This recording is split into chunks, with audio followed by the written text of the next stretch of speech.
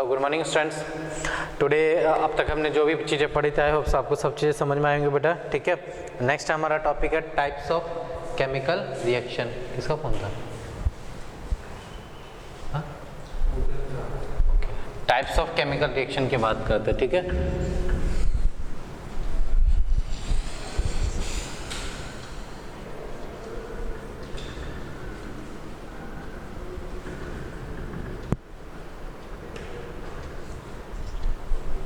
Types of chemical reaction की बात करो तो इसमें आपके कुछ टाइप्स है, ठीक है। जैसा पहला है आपका कॉम्बिनेशन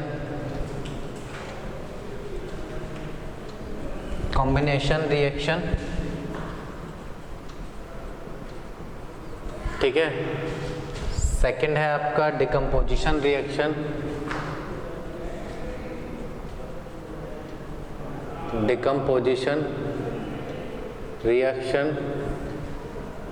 तीसरा है डिस्प्लेसमेंट रिएक्शन,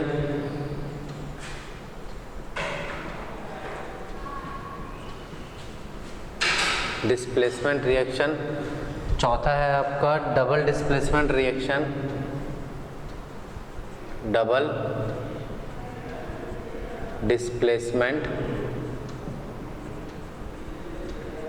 रिएक्शन, और पांचवा है ऑक्सीडेशन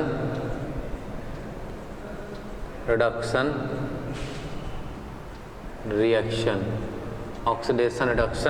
रिएक्शन, ठीक है। ये 5 टाइप का रिएक्शन है जिसमें आपका 5th नंबर आपका इंपॉर्टेंट काफ़ी ज़्यादा है क्योंकि आपका हायर स्टडीज़ में भी वो इंपॉर्टेंट आएगा, ठीक है।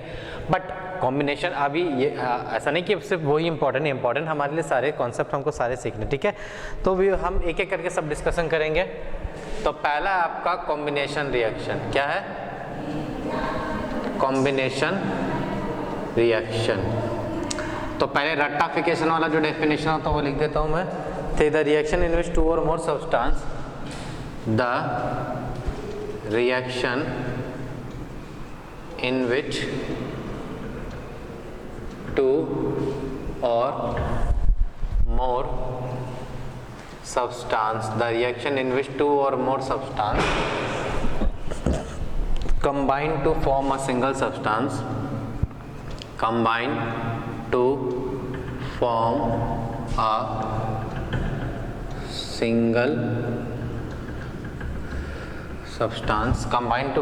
single substance are called combination reaction. उसी को हम क्या बोलते हैं? जब किसी रिएक्शन में 2 से ज़्यादा सब्सटेंस आपस में कंबाइन करके एक नया प्रोडक्ट फॉर्म करते हैं या एक नया सब्सटेंस फॉर्म करते हैं, उनको हम क्या बोलते हैं? कॉम्बिनेशन रिएक्शन बोलते हैं, ठीक है। जैसे for example twice of magnesium solid, ठीक है, प्लस O2 गैस, ठीक है। अगर आप इनको हीट करते हो, व्हाटएवर हीट करते हो, तो ये ट्वाइस ऑफ MgO सॉलिड बना रहा है। इसका मतलब क्या हो रहा है? देखो, कॉम्बिनेशन में हमेशा याद रखना प्रोडक्ट आपका एक ही रहता है। 2 सब्सटेंस कंबाइन करके सिर्फ एक प्रोडक्ट बनाता है, ठीक है। तो इस बात को थोड़ा हम ध्यान रखेंगे। कंबाइन हो रहे हैं मतलब अगर मान लो A + B + C, ठीक है, ये कोई हाइपोथेटिकल कोई रिएक्शन है, तो ये अगर ये combination it follow combination reaction, तो यहाँ पे सिर्फ एक ही प्रोडक्ट बनेगा जो है D। मतलब 1 या 2 से ज्यादा आपस में मिलकर क्या करेंगे? एक प्रोडक्ट को तैयार करेंगे। तो इसी को हम क्या बोलते हैं? कॉम्बिनेशन। जस्ट फॉर एग्जांपल आप नींबू पानी समझो।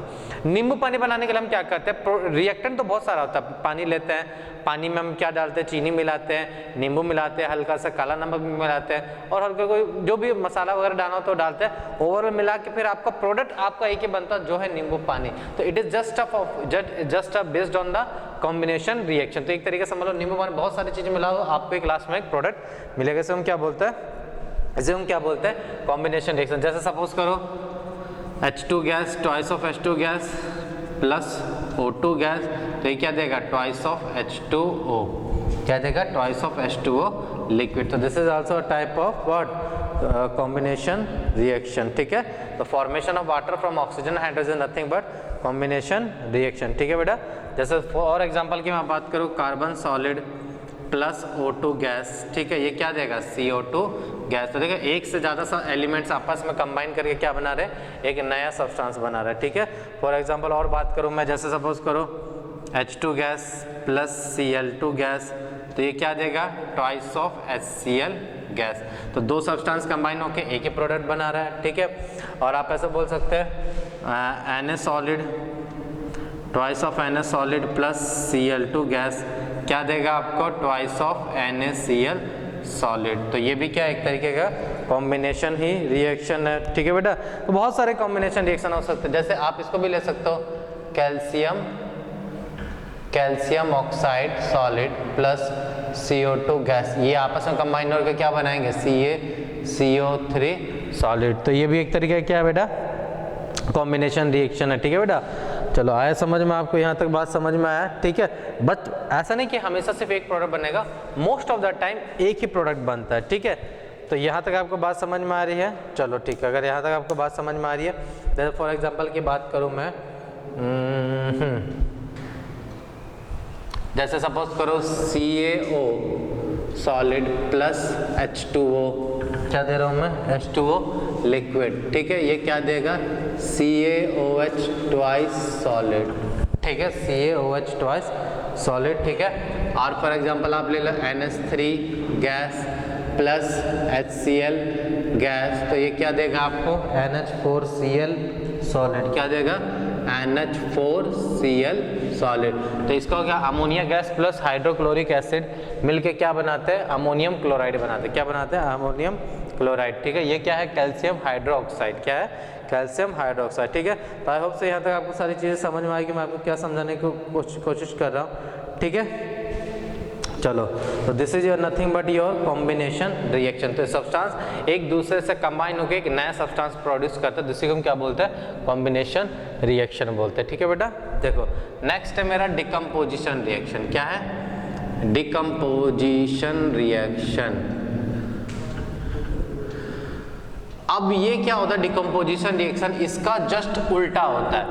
एक सब्सटेंस टूट के दो अलग प्रोडक्ट बनाता है, मतलब एक ही रिएक्टेंट रहेगा, वो अपने आप में टूट के क्या बनाता है, दो अलग अलग सब्सटेंस बनता है। तो डिकम्पोज मतलब क्या हो रहा है, टूट रहा है, उसी में से टूट के अलग अलग प्रोडक्ट बन रहे हैं, उसी को हम क्या बोलते हैं, डिकम्पोजिशन रिएक्शन। जस्ट कॉम्बिनेशन का उल्टा डिकम्पोजिशन होता है, ठीक है। तो जैसे रट्टा वाला जैसे डेफिनेशन लिख दूं मैं, तो the reaction in which a compound, the reaction in which the compound splits, the reaction in which the compound splits up into two or more, splits up into two or more simpler substances are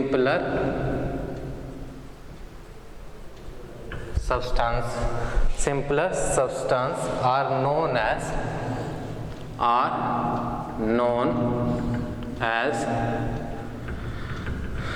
decomposition reaction, decomposition reaction, क्या बोलते हैं हम उसको, decomposition. ये just opposite होता है। अब जैसे इसी रिएक्शन को अगर मैं NH4Cl सॉलिड बोलूं, ठीक है, तो ये अगर मैं इसको हीट एनर्जी दे तो ये टूटेगा, क्योंकि अपने आप तो बेटा कोई चीज डिकम्पोज नहीं हो सकता, अपने आप तो इनके बीच का बॉन्ड टूटेगा नहीं, आपको कुछ ना कुछ तो क्या करना पड़ेगा, आग वगैरह देना पड़ेगा या तो इलेक्ट्रिक करंट देना पड़ेगा। तो इस तरीके के रिएक्शन को हम क्या बोलते हैं, डिकम्पोजिशन। बट ये अपने आप नहीं होते, ये आपको करवाने पड़ते हैं। तो सपोज को मैं हीट दिया तो ये क्या प्रोड्यूस करेगा, NH3 गैस प्रोड्यूस करेगा, HCl गैस प्रोड्यूस करेगा। जैसे सपोज करो CaCO3 को भी डिकम्पोज करके क्या बना सकते हैं, CO सॉलिड बना सकते हो और CO2 गैस बना सकते हो। तो इस टाइप के रिएक्शन को हम क्या बोलते हैं, डिकम्पोजिशन। अब इनमें भी कुछ टाइप ऑफ रिएक्शन होते हैं, जैसे पहला होता है थर्मल डिकम्पोजिशन। क्या होता है बेटा, थर्मल डिकम्पोजिशन। जो ऊपर के जो एग्जांपल दिए मैंने, डिकम्पोजिशन ही है, एक तरीके का डिकम्पोजिशन रिएक्शन है, but with the help of heat energy करवाते हो, ठीक है। तो when a decomposition is carried out, लिख देता हूं उसका definition, when a decomposition is carried out with the help of heat, with the help of heat energy. ठीक है, जब डिकम्पोजिशन हम करते हैं but with the help of heat energy, तो सेम एग्जांपल आप लिख सकते हो NH4Cl को अगर मैंने क्या किया, हीट किया, तो ये किस में प्रोड्यूस होगा, NH3 गैस प्रोड्यूस होगा और HCl गैस प्रोड्यूस होगा। ठीक है, CaCO3 को जो होगा इसको में हम हीट कराएंगे तो CO सॉलिड होगा और CO2 गैस होगा। ठीक है, तो ये सारे are the best example for this. और एग्जांपल की अगर हम बात करें, जैसे सपोज करो ट्वाइस ऑफ KClO3, इसको जब आप हीट करोगे तो ये आपको प्रोड्यूस करता है twice of KCl solid plus thrice of O2 gas, thrice of O2 gas. इसको हम क्या बोलेंगे, इसको भी हम क्या बोलेंगे, थर्मल डिकम्पोजिशन ही बोलते हैं। ठीक है, आई होप से यहाँ तक। जैसे और एग्जांपल मैं दूं, जैसे सपोज करो FeSO4 सॉलिड, तो जब ये हीट होता है ना बेटा, जब इसको हम हीट करते हैं, ये बेसिकली ये जो फेरस सल्फेट है क्या है, Fe+2 SO4 2 माइनस, तो यहाँ Fe+2 है तो इसको हम क्या बोलेंगे, फेरस सल्फेट ग्रीन कलर का होता है। किस कलर का होता है बेटा, ग्रीन कलर का। जब हम इसको हीट करते हैं तो किससे बनता है, Fe2O3 सॉलिड बनेगा प्लस साथ ही साथ क्या बनेगा, SO2 गैस बनेगा प्लस SO3 गैस बनता है। ठीक है बेटा, आई होप सो यहाँ तक आपको सब चीज़ें समझ में आ रही होंगी, मैं आपको क्या समझाने की कोशिश कर रहा हूँ। ठीक है, तो this is nothing but your thermal decomposition. ठीक है, ठीक है, नेक्स्ट आता है आपका, आप डिकम्पोजिशन करते हो but with the help of electric current. ठीक है, तो ये पहला डिकम्पोजिशन था, अब दूसरा डिकम्पोजिशन हम पढ़ते हैं।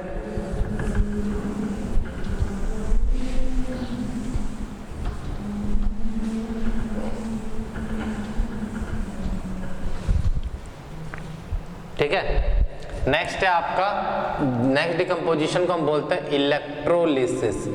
क्या बोलते हैं हम, इलेक्ट्रोलिसिस। इलेक्ट्रोलिसिस मतलब, इलेक्ट्रो मतलब होता है करंट और लिसिस मतलब होता है ब्रेक डाउन।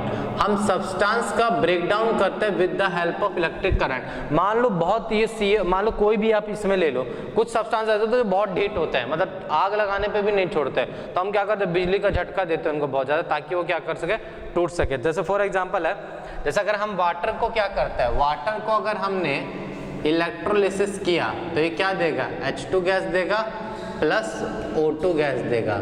ठीक है, हाफ ऑफ O2 गैस। ठीक है, अब ये इलेक्ट्रोलिसिस कैसे होता है ये आगे हम हायर स्टडीज में पढ़ेंगे, ये अभी नहीं, जब आप 12th स्टैंडर्ड में आओगे तो वो टॉपिक मैं ही लेता हूँ इलेक्ट्रोकेमिस्ट्री, तब मैं आपको उसमें और डिटेल में समझा। फिलहाल के लिए समझे, अगर अब देखो, अब आप बोलोगे सर थर्मल डिकम्पोजिशन क्यों नहीं किया, लेकिन पानी को जब आप गर्म करोगे तो वो स्टीम बन जाएगा, वाटर वेपर बन जाएगा, बट वो हाइड्रोजन और ऑक्सीजन गैस में स्प्लिट नहीं होता है, क्योंकि हाइड्रोजन, इनके बीच में क्या होता है, हाइड्रोजन बॉन्ड होता है जो काफी स्ट्रॉन्गर होता है, तो इनको स्प्लिट करने के लिए हम क्या यूज करते हैं, इलेक्ट्रोलिसिस का यूज करते हैं। आई बात समझ में। अच्छा, फॉर एग्जांपल अगर समझने की कोशिश कर सकते हो तो देखो, अगर समझाऊं मैं, तो मान लो कि इलेक्ट्रोलाइटिक कंटेनर होता है। ठीक है, यहाँ पे हमने क्या लिया, एनोड लिया, क्या लिया यहाँ पे हमने, एनोड, और यहाँ पे हमने क्या लिया, कैथोड, यहाँ पे हमने क्या लिया, कैथोड, और इसको हमने क्या किया, बैटरी से कनेक्ट किया। ठीक है,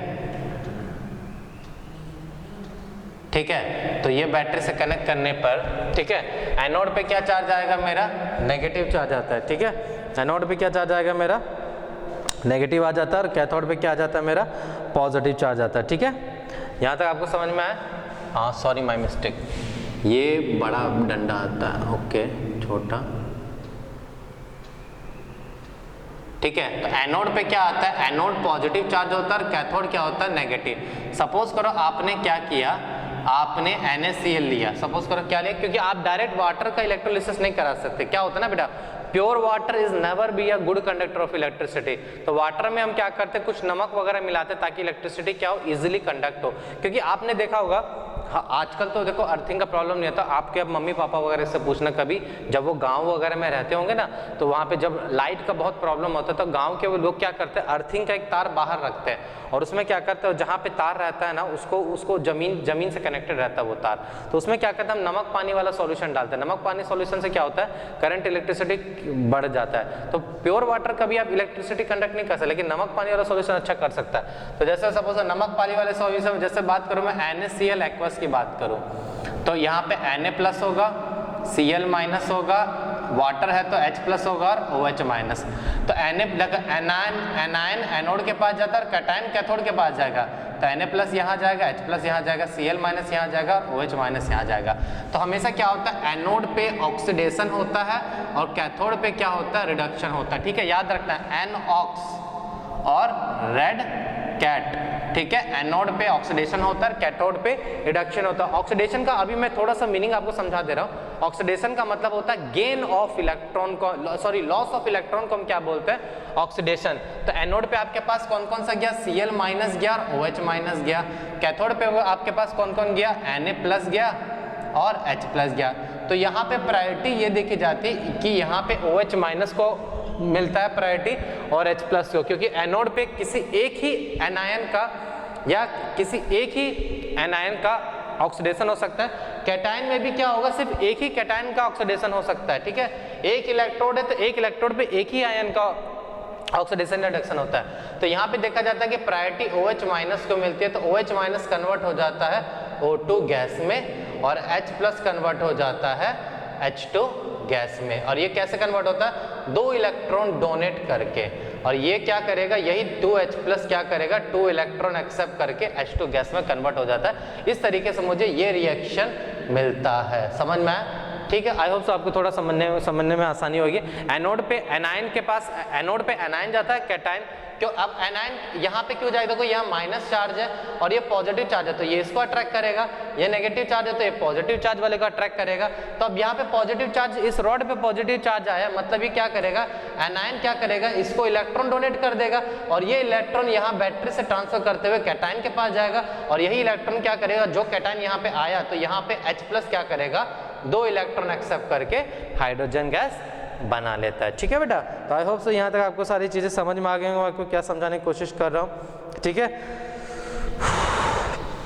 अब ऐसे ही होता है कि मान लो अगर NaCl है, NaCl सॉलिड मतलब मोल्टन है। देखो यहाँ पे मैंने क्या लिया था, यहाँ पे मैंने एक्वस लिया था। NaCl एक्वस का मतलब आपके पास 2 एनायन और 2 कैटायन, क्योंकि मतलब Na प्लस भी है, Cl माइनस भी है, H प्लस भी है और OH माइनस भी है। लेकिन अगर मैंने सिर्फ मोल्टन लिया, मोल्टन कहने का मतलब है कि अब H प्लस और OH माइनस आपके पास नहीं होगा।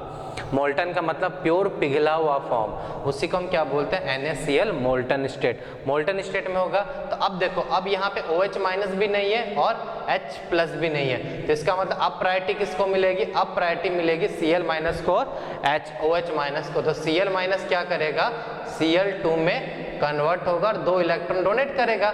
अब यहाँ से Cl माइनस 2 इलेक्ट्रॉन डोनेट किया तो 2 इलेक्ट्रॉन यहाँ वायर से ट्रांसफर करते हुए कैथोड के पास जाएगा।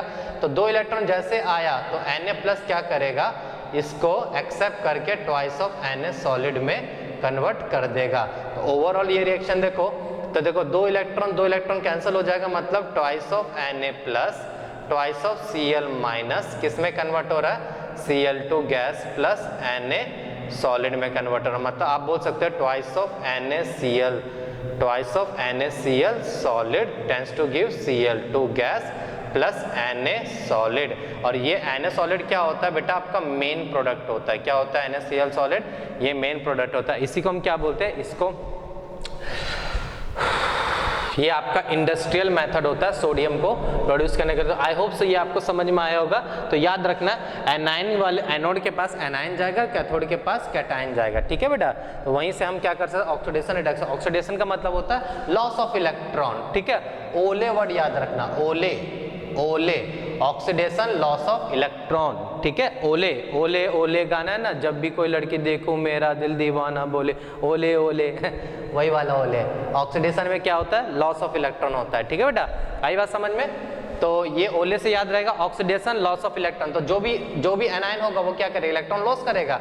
अब ये क्या करेगा, ये तो कैटायन है तो इसको तो इलेक्ट्रॉन चाहिए, तो इलेक्ट्रॉन गेन करके अपने आप को ये चेंज करता है। इस तरीके से क्या होता है इलेक्ट्रोलिसिस। मैं चाहता था आपको डायरेक्टली समझा के रिएक्शन लिख के आगे जा सकता था, बट मैं चाहता हूँ आप बिल्कुल डिटेल में समझो हर चीज को। ठीक है, तो शॉर्ट फॉर्म में याद रखना ओले। ठीक है, चलिए, तो this is your electrolytic decomposition. क्या बोलते हैं हम इसको, इलेक्ट्रोलाइटिक डिकम्पोजिशन। ठीक है, थर्ड जो डिकम्पोजिशन होता है, थर्ड टाइप का डिकम्पोजिशन वो होता है फोटोसिंथेसिस डिपोजिशन। नहीं, क्या तो बोलते हैं, एक वर्ड आता है, एग्जैक्टली याद नहीं आ रहा मुझे।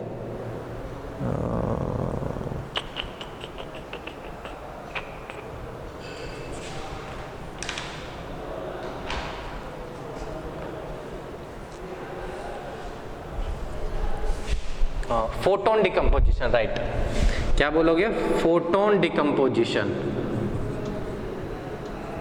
अब ये फोटोन डिकम्पोजिशन भाई क्या बला है? तो देखो ये तो समझ में आ गया, या तो आप डिकम्पोजिशन हीट के थ्रू कर सकते हो, या तो डिकम्पोजिशन आप करंट के थ्रू कर सकते हो। कभी कभी किसी सब्सटेंस का डिकम्पोजिशन लाइट के प्रेजेंस में हो जाता है। फोटोन का मतलब क्या होता है? It's nothing but UH into mu.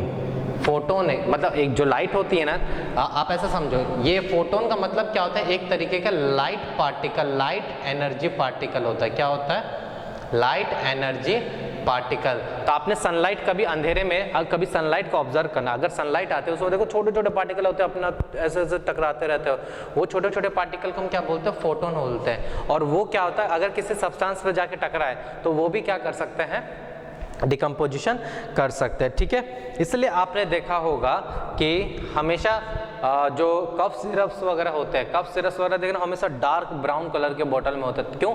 ताकि उसमें सनलाइट रहे, तो उनके वजह से जो भी उसमें सॉल्यूशन है या कंपाउंड है उनका लाइट की वजह से डिकम्पोजिशन ना हो। इसलिए देखो उसमें प्रिकॉशन हमेशा लिखा रहता है कि keep in cold and dark place. क्यों डार्क प्लेस क्यों बोला जाता है? कि कुछ उसमें जो सब्सटेंस होते हैं या कंपाउंड्स होते हैं वो लाइट के प्रेजेंस में क्या हो सकता है? डिकम्पोज हो सकता है। जैसे फॉर एग्जाम्पल, जैसे मैं बात करूँ ट्वाइस ऑफ AgBr सॉलिड, ये क्या होता है? अगर इसमें हमने लाइट एनर्जी डाली, सिर्फ लाइट भी डाला ना, तो क्या होता है? Ag सॉलिड मिल जाता है और Br2 गैस अलग हो जाता है। ठीक है, तो इस तरीके से क्या होगा? बहुत सारे आपने देखा होगा, पेप्सी वगैरह भी होगा, उसमें भी आपको लिखा रहता है कि keep in dark and cool places. तो इसी वजह से होता है कि उनमें जो कंपाउंड्स होते हैं ना बेटा, अगर वो टूट गए तो वो सॉल्यूशन बेकार, वो जहरीला हो जाता है, मतलब उसको पीने से आपकी तबीयत खराब हो सकती है। इसलिए हमेशा कफ सिरप वगैरह में लिखा रहता है keep in cold and dark places. I hope so ये आपको तीनों टाइप के डिकम्पोजिशन समझ में आए होंगे जो भी मैंने आपको।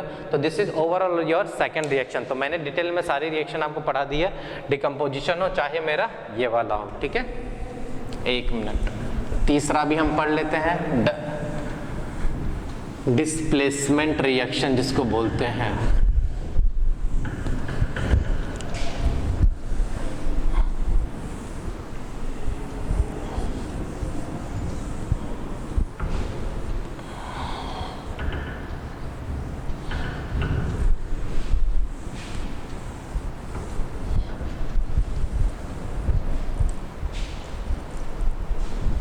Displacement reaction,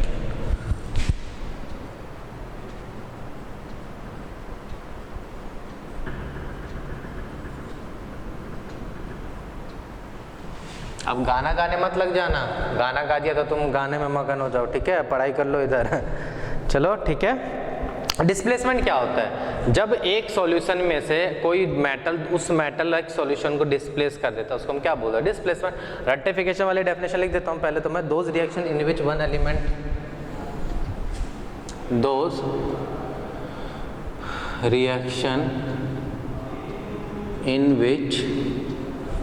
reaction in which one element take the place of another element, take the place of another element, take the place of another element in a compound,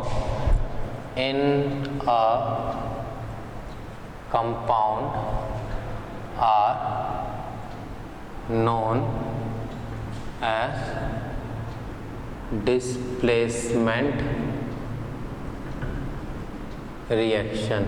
इसको हम क्या बोलते हैं? Displacement reaction. जैसे फॉर एग्जांपल, जैसे CuSO4 है, aqueous है, अगर आपने क्या किया? जिंक सॉलिड इसमें डाला, तो जिंक क्या है? थोड़ा पावरफुल मेटल है, मतलब थोड़ा एक्टिव मेटल है, हाईली रिएक्टिव मेटल है। हाईली रिएक्टिव मतलब कॉपर से ज़्यादा रिएक्टिव मेटल है। तो जिंक क्या करेगा? इसको लात मारेगा यहाँ से और अपने आप क्या करेगा? SO4 के साथ जुड़ के एक्वस सॉल्यूशन बना लेगा और कॉपर का पीपीटी आपको, रेड पीपीटी आपको इस तरीके से नीचे क्या हो जाता है? डिपॉजिट हो जाता है। रेडिश ब्राउन कलर का तांबा होता है ना, रेडिश ब्राउन, वही है, ये रेडिस ग्राम का पीपीटी आपको मिल जाएगा। अब ये ऐसा तभी हो सकता है कि जब ये वाला सॉलिड मटेरियल जिस एक्वस सॉल्यूशन में डाल रहे हो वो उससे ज़्यादा हाईली एक्टिव होना चाहिए। अब हाईली एक्टिव मेटल, जैसे ये मेटल नॉन मेटल पढ़ोगे, ली के ना Ca कार मांगे, जिंक फेरो सुनो प्रभु,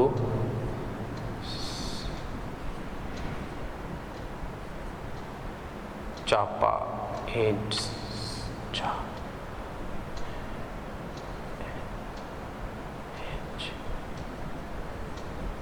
ठीक है, ये एक्टिव मेटल है। ठीक है, डाउन द ग्रुप जाते हैं, नीचे जाते हैं तो इनकी मेटल की जो रिएक्टिविटी है वो घटते जाती है। मतलब जो मेटल इस सीरीज में जितना ऊपर होगा वो उतना हाईली एक्टिव मेटल होगा।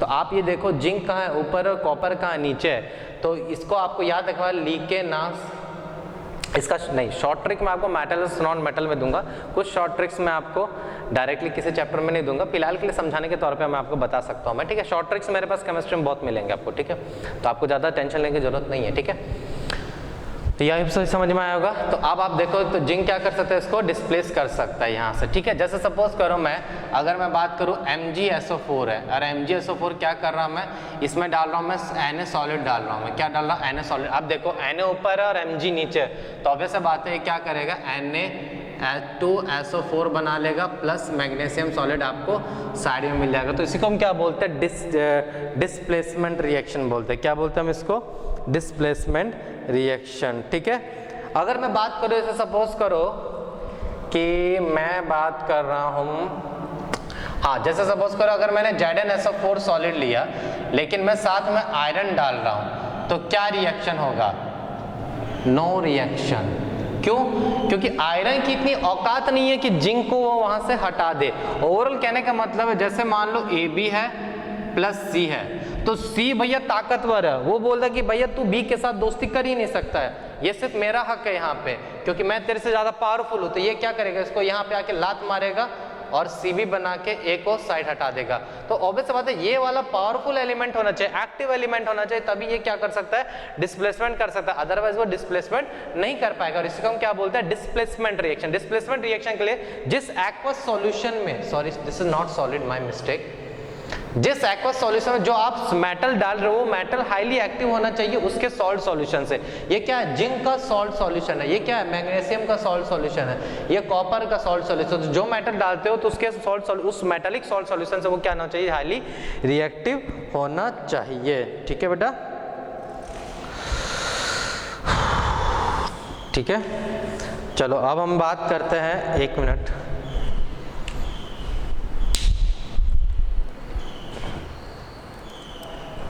ठीक है, अब हम बात करेंगे डबल डिस्प्लेसमेंट रिएक्शन की।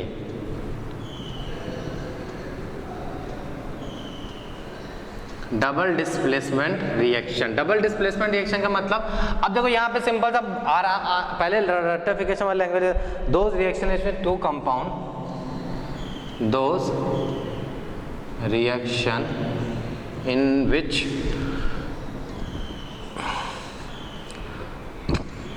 two compounds react by an exchange of ions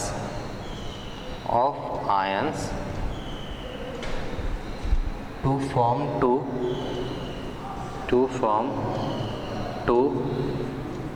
new compound are called double displacement reaction. इसे हम क्या बोलते हैं, डबल डिस्प्लेसमेंट रिएक्शन बोलते हैं। जैसे कहने का मतलब, जैसे मान लो AB है और फिर ये सी डी आ गया मान लो। अब सी पहले वाले में बोला ए को पहले धमकी दे चुका था, मैं तेरे को पहले बोला तू जहाँ बी के साथ दिखेगा मैं तेरे को लात मार के बाहर निकाल दूंगा। बोला ठीक है भाई मैं चला जाता हूँ, तो ये क्या कर लिया, सी बी बना लिया। अब ए और डी अकेले अकेले बचा है, तो ए बोलो भाई तेरा भी दोस्त चला गया, मेरा भी दोस्त चला गया, तो एक काम कर ले, आजा भैया हम लोग दोनों आपस में क्या बना लेते हैं, प्रोडक्ट बना लेते हैं। क्या बना लेते हैं, प्रोडक्ट बना लेते हैं। इसी को हम क्या बोलते हैं, दो एक्वस सॉल्यूशन से दो आयन एक्सचेंज होकर दो अलग अलग कंपाउंड बनाते हैं, इसी को हम डबल डिस्प्लेसमेंट। दो बार डिस्प्लेसमेंट होगा, जो यहाँ से निकलेगा वो यहाँ जो इसको घटाया वो उससे क्या कर लेगा, बना लेता है। जैसे फॉर एग्जांपल जैसे समझो AgNO3 ठीक है एक्वस है, NaCl एक्वस है, तो क्या करेगा Ag इसके साथ रिएक्ट करेगा और ये इसके साथ रिएक्ट करेगा, तो ये क्या बनाएगा AgCl का तो क्या बन जाता है PPT बन जाता है और प्लस NaNO3 क्या बन जाता है एक्वस सॉल्ट। तो याद रखना दो कभी भी सॉल्युबल सॉल्यूशन, जो सॉल्युबल सॉल्ट के सॉल्यूशन होता है, हो सकता है उस अगर दोनों कंबाइन करोगे तो एक इनसॉल्युबल सॉल्ट बना सकता है, जो इनसॉल्युबल मतलब एक प्रेसिपिटेट बना सकता है। तो कभी हमेशा जनरली होता ही है कि कभी भी दो सॉल्युबल सॉल्ट के सॉल्यूशन को मिक्स करने पर एक प्रेसिपिटेशन जरूर बनना तय है। जैसे एक और एग्जाम्पल दे देता हूँ मैं, जैसे BaCl2 एक्वस ठीक है, प्लस अगर आप जैसे सपोज करो इसमें Na2SO4 एक्वस मिक्स कर रहे हो, तो यहाँ पे क्या होता है, फिर से अगर यह होगा BaSO4 के साथ जाएगा, मतलब BaSO4 plus twice of NaCl, तो BaSO4 का क्या बन जाता है PPT बन जाता है, और ये तो एज इट इज सॉल्युबल है। तो देखो ये भी क्या सॉल्युबल है, वाटर में सॉल्युबल इसलिए एक्वस है, ये भी वाटर में सॉल्युबल। दो सॉल्युबल सॉल्ट के सॉल्यूशन को मिक्स करने पर एक हमेशा इनसॉल्युबल सॉल्ट का मिलता है, ठीक है, मतलब एक प्रेसिपिटेशन बनना हमेशा तय होता है, जनरली ऐसा ही होता है, ठीक है। जैसे एक और एग्जांपल दो, जैसे PbNO3 ट्वाइस ठीक है, लेड नाइट्रेट है ठीक है, और साथ ही साथ है क्या ट्वाइस ऑफ Ki है, ठीक है। अब क्या होगा PbI2 का क्या बनता है, प्रोडक्ट बनेगा, PbI2 बनेगा सॉलिड फॉर्म, मतलब ये एक तरीके का येलो PPT बनता है, साथ ही साथ क्या बोलता है ट्वाइस ऑफ KNO3 ठीक है। तो आप देख सकते हो दो सॉल्युबल सॉल्ट, ये भी एक्वस फॉर्म में है, ये भी एक्वस फॉर्म में है, ये एक्वस फॉर्म में, मतलब दो सॉल्युबल सॉल्ट को मिक्स करने पर हमेशा मतलब जनरल केसेस में हमेशा जनरल मतलब ऑलमोस्ट 80-70% के केसेस में क्या होता है PPT बनना तय होता है। तो this is your nothing but double displacement reaction, ठीक है। तो आज की क्लास हम यहीं पे कर, आई होप सो आपको एंजॉय हुआ होगा। तो प्लीज़ आप अपना वैल्यूएबल फीडबैक दे सकते हैं कि सर आज हमें अच्छा लगा, जो भी आपको फील होता है। It's really mean to me, क्योंकि ये शायद हमारा पहला लेक्चर है, पहला लेक्चर नहीं पहला चैप्टर है जो मैं आपके साथ पढ़ा रहा हूँ। अगर आपको कुछ भी दिक्कत होती है प्लीज़ से बिंदास बोलिए, आपको सर ये मेरे को सर ये प्रॉब्लम आ रही है, आपको जो भी हेजिटेशन होती है, ठीक है। तो आज के लिए इतना ही करते हैं, थैंक यू वेरी मच।